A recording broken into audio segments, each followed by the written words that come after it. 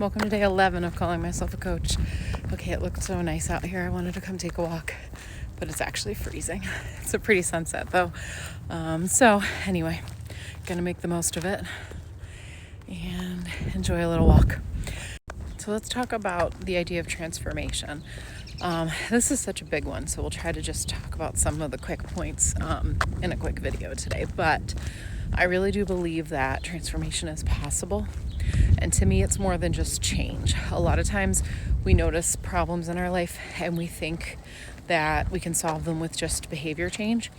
And that sometimes can work. But what's really needed a lot of times is actual transformation. So one of the ways that we see it in the Bible is called renewing our minds. And it's the idea of actually studying what God's word says and what God says about us and what he says about life and purpose and meaning, and then actually aligning ourselves to believe that way. And so the more we're able to do that, the more I believe we'll actually see real transformation happen in our lives rather than just behavior change.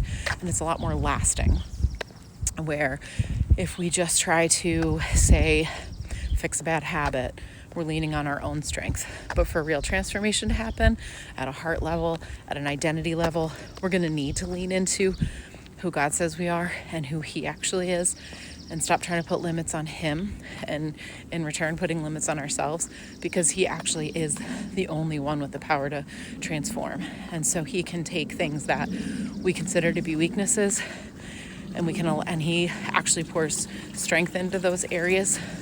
So where we once were kind of lost and had no chance for any kind of help in an area or any ability to change, he actually can turn that into a place of victory that we can then actually lean into and help others from.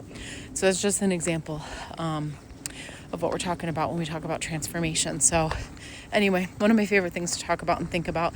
It's obviously a big topic, but that's just a little piece of it.